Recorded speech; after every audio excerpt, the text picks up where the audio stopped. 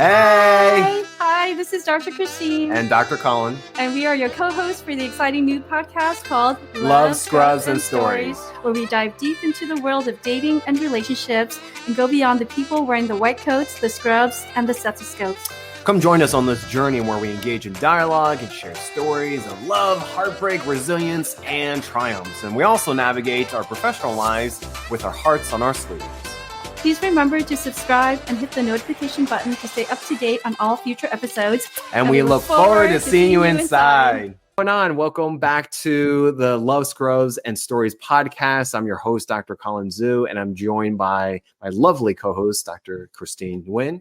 Hello, everyone. Thanks for joining us today. And so if this is your first time joining the podcast, just wanted to let you know that this is actually part 2 of an episode that we had recorded. So I would encourage you to go back and listen to part 1 first, and it's going to be totally worth your while. And then catch up on that, and then come back here and join us for part 2. And it's going to guarantee you so much practice, so much value and insights that it's going to be really worth your time to check it out. All right, guys, we'll see you inside. Bye. Bye. I'm based off of what you said. I was thinking, so how do you get, I guess, wronged or like hurt or upset by something, right? Because if you don't get jealous or you don't have this inclination to get jealous, so how do you know when something is in the wrong? Do you set boundaries? Is that where the ninja level communication goes in terms of stating that? Like, how do you know when a partner, whether it's 1 or 2 or more, wrongs you in some way? So for me, it was very clear. Because in the case of one individual, they tried to put limits on the communication that I could have with other people. And, he was like, this person needs to go through me. And I was like, no, I bought this house. Nobody tells me what to do. You're gone. And that was a very clear case of attempted control. So my feelings weren't hurt, and I recognize it for the red flag that it was. And I don't have any tolerance for controlling behavior at all. And so for me, that was very clear. But that said, yes, there are polyamorous, non-monogamous people who get cheated. Like, infidelity is still a thing in the world of non-monogamy. And so it really is like when someone violates the terms of the agreement, whether it's developing an emotional connection when you agreed that it was just supposed to be sexual, or whether it's, having a private text chain that's like hidden in an app that makes messages disappear. And so there's a breach of trust. Like, those are the kinds of things that happen that can still be very hurtful, even within a context of a lot of freedom. Did I answer your question? Yes. Yeah. Thank you, Amber. Rahul, did you have any thoughts on Colin's questions or things you want to add to what Amber said? Perhaps? Well, I have a lot less practical experience than Amber, but I can say in this time, I had recently a relationship that started in the polyamorous sphere, and the reason that it didn't work out had nothing to do with polyamory. It had to do with difference in communication styles and difference in expectations. It frankly had to do with how we both looked at dialogue. So what's different, though, is that in the monogamous world, there was more of this breaking up. And, of course it can happen that you say, you know what, I don't want anything to do with you. What happened was so egregious, I cannot talk to you. Of course that can happen. But I actually identify to something very similar to what Amber had mentioned of relationship anarchy, which is basically that, rather than putting a name on the relationship, it's Rahul and Christine, it's Rahul and Amber, it's Rahul and Colin, that's the relationship, and that can transform. So even in that relationship, we still have a connection. It's just transformed. It's not as intimate. It's more along the lines of being platonic. And that's okay. Whereas before it was like, you have to cut it off. If I had a girlfriend, she'd say, you can't talk to your ex-girlfriend. I want you to delete all of your ex-girlfriend's photos. It was this very... So that was my very experience. concrete, rigid.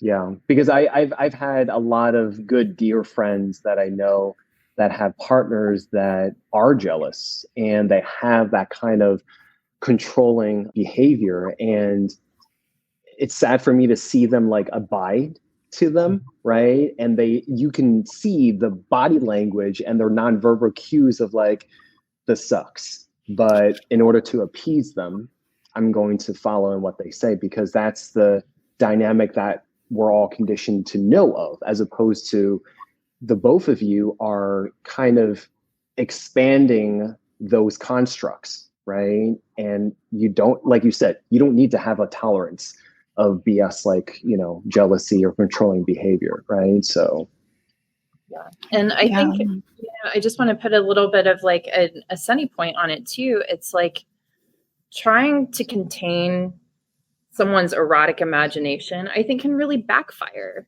And also it limits the possibility, because there's so many people who are like, you go through that first like 18 months, 2 years, maybe 3 years if you're lucky, of new relationship energy where you're just like drinking each other in and you can't get enough of each other and the sex is fun, and but that fades after a while. And a lot of people are coming to me and being like, listen, like, how do we spice up our relationship? Like, how do we get creative? How do we try new things? How do I bring up this topic?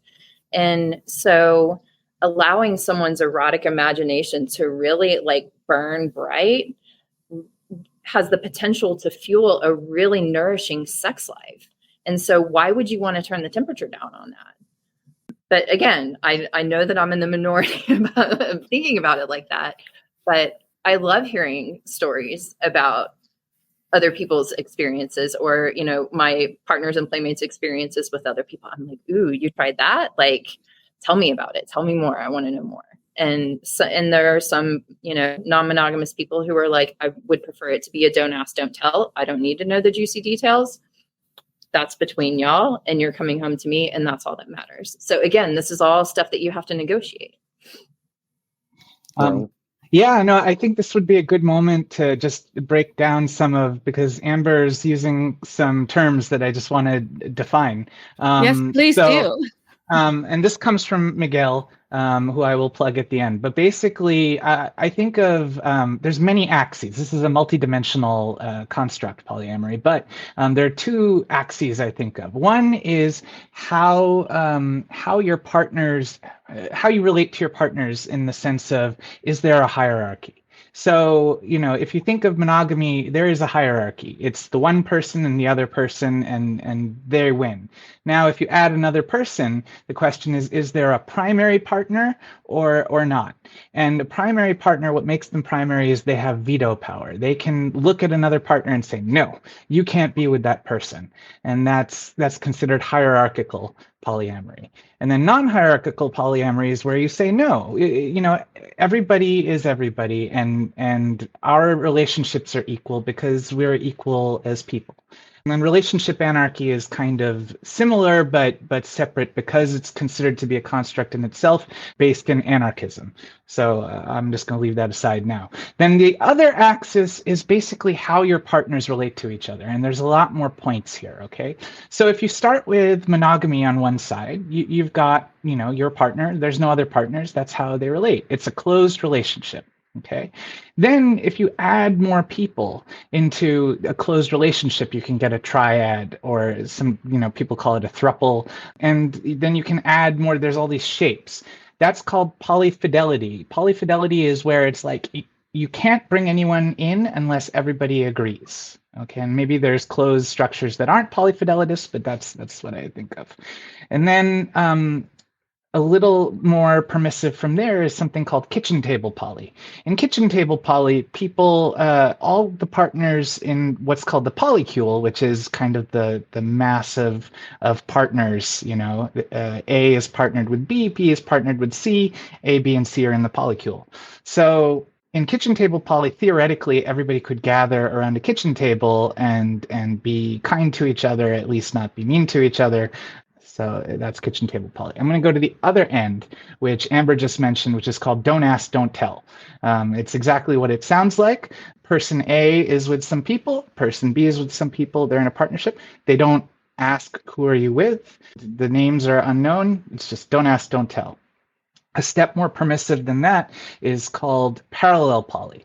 In parallel poly, you might know the names, you might know some details of people, but they don't interact. People don't interact. And then I actually just learned a different definition for this today, but I'm going to ignore it because I like the one that I already had, which is something called garden party poly. And garden party poly, as I understand it, is kind of in between parallel poly and kitchen table poly, where people could gather around a table, or they could kind of go by each other. Like when you go to a party, like think of a cocktail party, you might talk to this person here and you might not talk to that person there, and that's okay. So where I fall is I consider myself non-hierarchical. I want my partners to be just my partners. I don't want anybody to claim power over anybody else. And I like the idea of garden party poly. Why do all my partners have to relate to each other? But why couldn't they relate to each other? This is how you know Rahul is a psychiatrist, because he just gave us the DSM-5 version of all that stuff. Wow, like, Rahul, wow, I know. He just went from category to subcategory, and then he went like the multiverse of what he just did. I am so impressed. I mean, you're quite the expert. No, You're as well, you know? I'm just a student. I don't know if you like Ghostbusters as an analogy for life, but basically I'm kind of like I'm Ray, I'm the student. And Amber is Egon. She's the genius. She absolutely is. Well, thank you for taking time to explain all that. And I'm really enjoying this conversation. I appreciate both of you for, sharing your perspective and like educating us on, the world of polyamory and non-monogamy. And so with that, yeah, I mean, there's certainly, some misconceptions out there. We've all heard about it in these various groups. And I would love it if you both can share what some of the most common misconceptions that you've encountered and perhaps, debunk them for us. Whoever would like to start. Amber. The thing that gets flung at folks who practice ethical non-monogamy pretty regularly is like, oh, aren't you like just a walking STD, right? Like people like to throw shade on folks and be like, oh, well, don't you just want to have sex without commitment? And the answer to that question is like, what's so great about commitment? I don't necessarily want to sign a contract that is going to take me a lawyer in 3 years and a lot of money to get out of. I don't need someone to sign a lease with me. I don't need to sign a mortgage with someone. So, if your definition of commitment is marriage, then yeah, I do want to interact with other people without a commitment. And again, there's nothing wrong with that. I don't think that anyone who is in a monogamous relationship and, practices infidelity has any moral high ground on those of us who are moving through the world in a way that's consensual and open and honest. When someone is like, oh, well, don't you just want to have sex without commitment? I'm like, well, what's wrong with that? That's not necessarily the case for everyone who practices ethical non-monogamy. Some people do. Like swingers just want to have sex with other people without an emotional connection. And, that's fine. They are doing it in a way that everyone has agreed to. But there are people who are looking for this sort of like building of community, right? Like that's what it's all about. And there are families who are raising children together and like, what is it? It's like the Found Family Law Center or the Chosen Family Law Center in New York is really like, there are lawyers that are starting to come to bat for platonic co-parents and, people who are doing their best to raise children in a nourishing way that does have stability. And so, all of this leads into like, what are you doing about sexually transmitted infections? And what I have found is that folks in the non-monogamous community are much more upfront, much more comfortable, and, are willing to have those conversations about STI screening. And I've actually done a lot of like some speaking at like the polyamory group here in Las Vegas. I went and gave a talk on STI screening and how to get it and where to go and how often to get it and what you need to be tested for and like treatment and all the stuff. I have on my YouTube channel, I have a talk about STI screening. because I think that it's an important conversation to have, whether you are, moving through the world as a serial monogamist, or whether you're moving through the world as someone who's just playing with other people, or whether you're moving through the world as a polycule. People need to take ownership of their sexual health. And so again, it's not all just about sex, but even in the monogamous world, monogamous people are having sex and they need to be getting screened for STIs as well. Absolutely. So Rahul, is there another common misconception that you'd like to tell us about? I mean, I don't know if it's another. I'd like to piggyback on what Amber said. And by the way, I just watched her STI lecture today because I needed her advice for a friend of mine, and her lecture was phenomenal. I highly recommend it.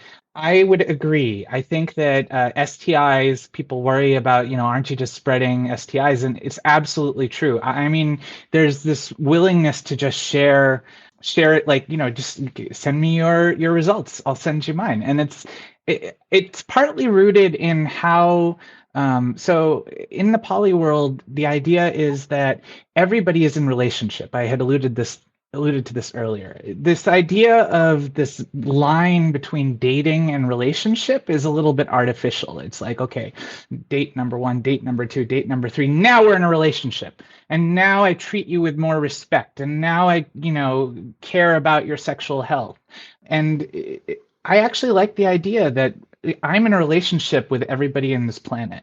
And it's just about what is the depth of that relationship? What are the contours of that relationship? And I want to treat everybody the way that I want to be treated, the golden rule. So therefore, I would like to know if I'm going to be, touching somebody, I'd like to know, how they regard their sexual health. So I'm going to be transparent with them. So that's a big one. And then that comes to another one, which was dating around. Well, isn't this just the same thing as dating around? And it's not for that reason, is that I love hard. When I love really hard. And, if I'm with somebody, I'm with them. I'm not playing with my phone. I'm not I'm involved. And so the idea that, well, I'm just, treating people as things and then moving on, I'm not doing that. When I'm with somebody, I'm with them, but I'm just not exclusive. The other, you'd mentioned commitment, Amber. There's different ways to look at commitment. I think a really good book is Polysecure by Jessica Fern. And she lays out, if you liked what I did with regard to the axes, she does it way better than I did. And she lays out different ways of looking at commitment. And really the question is, what is it you want out of your committed relationship? Do you just want to know that somebody's sitting there when you get home? Do you want to know that somebody's treating you with respect? What is it you want? And looking at that and discussing that. I leave that there. I think that last comment goes back to, I think you, Christine, or someone else was mentioning about it's not fair to the opposite person for them to be everything and every, I guess, role or play every hat in one person. And so it just comes back to what you were saying, Rahul, in terms of commitment, the relationship. And I don't know if there's goal setting within a relationship, but when you're having multiple, I don't know if there's such thing as a goal setting, but what is the, I guess, purpose or what each other wants, right? I don't know what I haven't been in that before. So I don't know what those conversations look like, right? It seems like the conversations in terms of boundaries and, what to cross, who am I to this person, A, B, and C, is very firm. But in terms of the goal of the, A and B or A and C, I don't know if that's talked about. What is the purpose of these relationships? I don't know if that's openly talked about. If you guys could comment on that. So I think yeah, I mean, I think that it's so situational. I mean, there's no set of milestones. And when I first started kind of exploring on my own and someone gave me the term solo polyamory, it was like they gave me a word to describe something that I had felt for such a long time. I was like, oh, there's a word for this. And so, when you talk about milestones and like the relationship escalator, like the 1 date, 2 date, 3 dates, and now we're exclusive. And now, you have to delete all the apps off of your phone and you're not allowed to talk to anyone of the opposite sex again. And then we're going to move in together. And if you don't propose to me by this date, then the relationship's over. And, like that sort of construct, at least as far as in my experience, hasn't really happened with the people in my circle. It's not like we need to adhere to this rigid set of guidelines or else.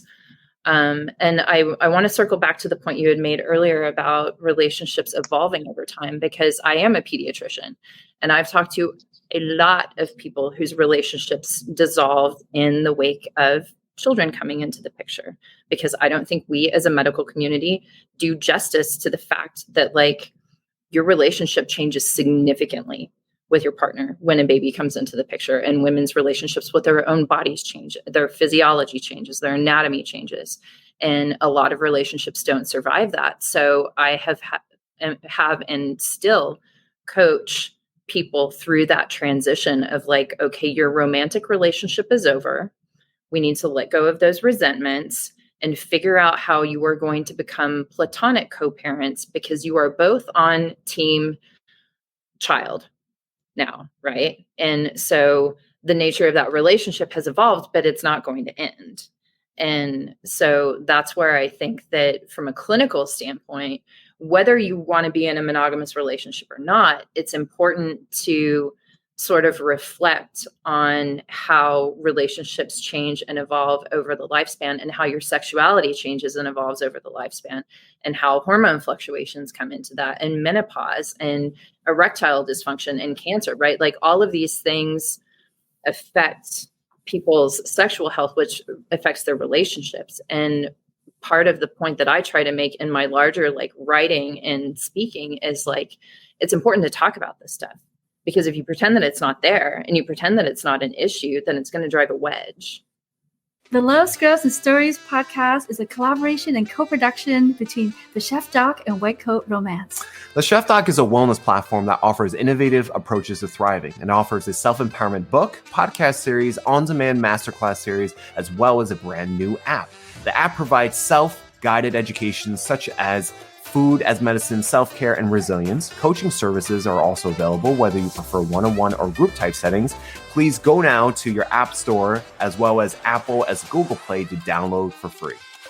White Coat Romance is a dating app for healthcare and health-related professionals and students in the US and Canada. It's a lively space where you can find love, companionship, and build meaningful connections with like-minded professionals. If you're single, go to the App Store and Google Play to download and join our vibrant community. We are deeply grateful for your support. From all of us here at Love, Scrubs, and Stories podcast, thank you so much for choosing us. And enjoy the rest of this episode.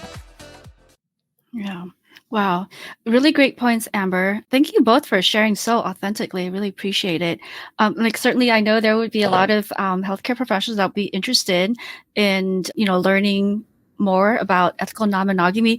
What advice do you have for our healthcare audience who want to explore ethical non-monogamy? Because we know that there are, folks interested out there, but they may be hesitant, due to perhaps, societal norms or professional concerns or uncertainty about even where to start. What would you say to them? Or if they don't choose a practice themselves and they have patients that do, what do they need to learn, or what do they need to know in terms of how to cater to this, to that type of clientele?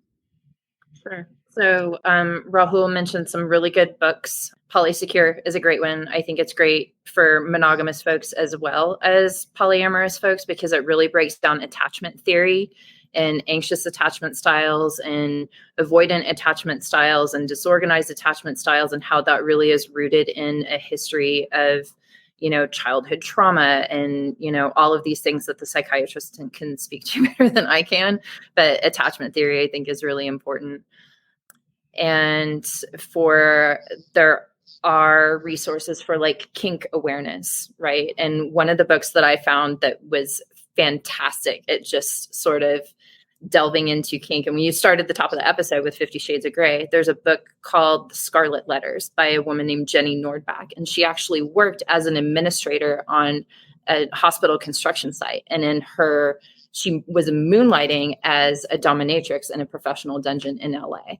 And she walks through in that book her path from like being a submissive to being a switch to being a dominatrix. And she really kind of delves into the psychology of kink and humanizes it in a way that I think is important, because most people won't tell you, where their bruises came from. If they trust you, they'll tell you that they were consensual. But I think that that's a really good book on kink. Sexual Outsiders is another really good book on kink. You can follow my Substack. I'm on substack.com/Amber Hall, where I'll be writing a lot about prior authorizations and the practice of medicine, and also things like relationships and intimacy. Great. Thank you. What about you, Rahul? What advice do you have for our healthcare professionals?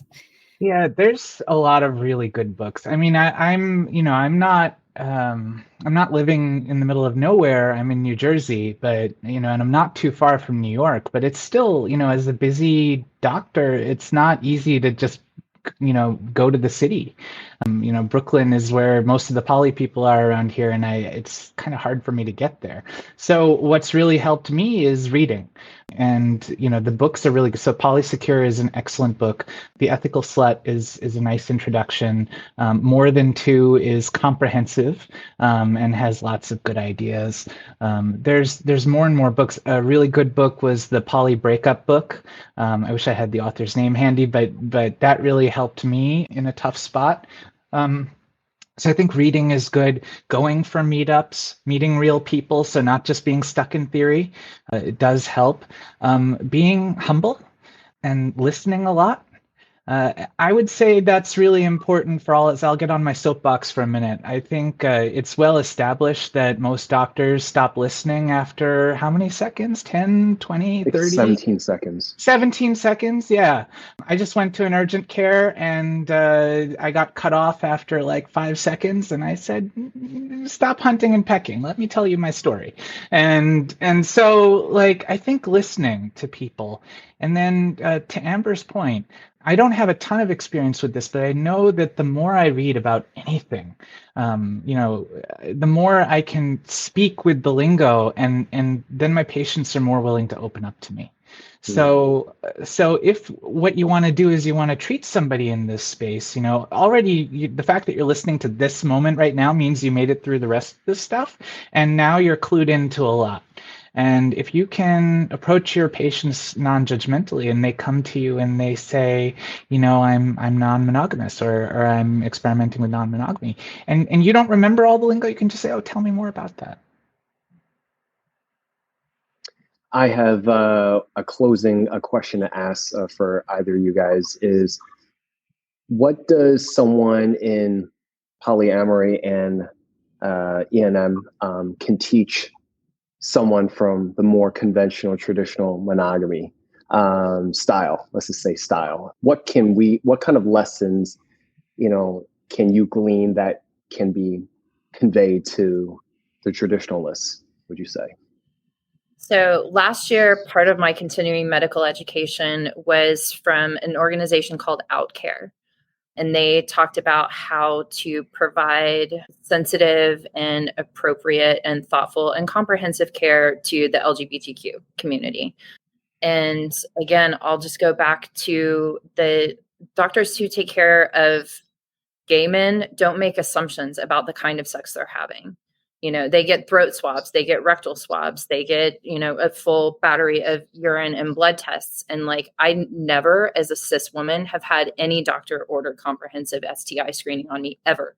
I order my own at this point. But, I think that, again, we can learn a lot from the gay community in terms of don't make assumptions. Like, again, I don't assume that people are straight. I ask.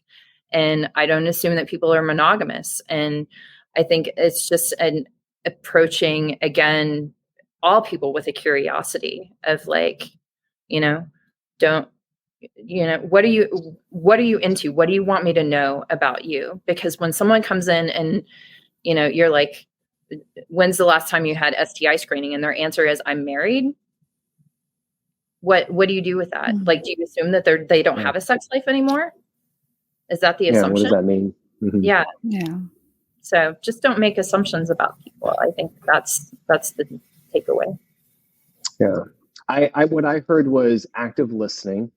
There is a very, very well thought out and holding space and holding a lot of energy towards understanding where that other person is and what do they want, what do they not want. And what I heard out of this was communication is not just key, it's the most important thing, right? Because if you correct me if I'm wrong, that's kind of like the bridge that bridges all these different types of relationships together is really communication.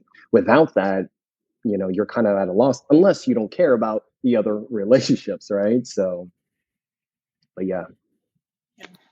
I can agree with all of that. I will say that the books on polyamory are the best relationship books I've ever read. I've read a ton of relationship books, and I think because they make space for so many different ideas, and also because the folks who write these books, they've had, the same conversations that somebody in a monogamous relationship has had, but like way more of them. So there's just more experience. So I think if somebody is monogamous and they can see it as like, if they can read these books and see themselves as a special case, as opposed to, oh, this is like another world, then I think they can get a lot out of polyamorous books and frankly talking to polyamorous people. Great. Nice. Gosh, it's been so wonderful having this conversation with both of you. And as much as, we probably could continue on and on, but we should try and wrap this up. So how can our listeners connect with both of you? I know there would be, folks would be interested. And what are the best ways to reach out to both of you so that they perhaps could learn more or, share their experiences, have questions? So I have a website, artemisluxurywellness.com. But really, I'm all over Substack these days. Substack.com/Amber Hall. There's a messaging feature on there. You can read my articles. If you subscribe, you can comment. And really my goal with the Substack is to build a community. And I find that Substack is a platform that really facilitates that so that people can express curiosity, but it locks out the trolls. Like we were talking about Reddit earlier. Like I have the comments limited to people who subscribe. So that the people who are offering commentary are doing it in a way that's thoughtful. So on Substack. Wonderful. Thank you. Rahul? I'm going to take the opportunity to plug Amber more. And she had a conference last year, which was amazing, and hopefully she'll have another one. Everything she does is super high quality, worth way more than you pay for it, and is not getting enough love. So I highly recommend checking her stuff out. I've given you my LinkedIn profile. I am doing nothing with that. I'm doing nothing with social media. I have lots of ideas, but have not committed to anything. So that'll be there. I would like to plug Amber's friend and my coach, Miguel Marrero, and his website is Knotty Experience, KNOTTY Experience, EXPERIENCE. I don't need to spell that out. I don't know why I did. And .com. And so he's a professional dom, and there's some spicy photos and videos of people being tied up, but he does offer polyamory coaching. And if you find, he also has a closed Telegram group for men going through polyamory. There's not enough support in general for men at this moment. Like, look, there's lots of groups for men. Men have, ruled the world. But the thing is that men don't necessarily talk and listen to each other. There's not a lot of places for that. So he runs that. So I highly recommend you check him out if you want to talk to somebody one-on-one. It's worth every penny. Yeah. And I may be hosting I'm looking into hosting a second retreat here in Las Vegas in September, where we'll be talking about, all kinds of fun things, including ethical non-monogamy, but also including like male G-spot and squirting and, all of these fun things that nobody ever teaches you in medical school. So you can follow my website or my Substack for information and announcements about that. Awesome. Well, guys, thank you so much for contributing your time. You guys have been super generous, and this has been a wealth of knowledge. And like we talked about, the multiverse of all these different things. And I just love it because you get to learn so much, and it just reminds you on the depth and nuances of the human experience, and that there really can't be any limitations or constrictions with this, because at the end of the day, we're all of that, right? And so it's really a matter of choice and being open and learning and curiosity. So thank you so much for being here on the show. Christine, do you have any last words before we close out? No, that's it. Thank you again. And appreciate everyone for tuning in today. And if you haven't subscribed to the Love, Scrubs, and Stories podcast, make sure you click the bell and subscribe and follow us so that you can continue to hear amazing content, especially from our amazing guests today. And we'd like to thank Dr. Amber Hull and Dr. Rahul Malhotra for joining us. And please say goodbye to them. And until next time, everyone. Bye. Bye. Bye. Hey guys, thank you so much for watching and listening to this channel. If you enjoyed this, please like, comment, and subscribe. And if you felt like this was a benefit for someone else, please let them know as well. As a reminder, this channel does not offer medical advice. All opinions expressed are ours and our guests only. It is for general informational purposes only and does not replace professional healthcare services. Please consult your own healthcare provider for any medical issues you may have. Until the next episode, whether you're in and out of your scrubs, please remember to love yourself and others and lead with kindness. Bye.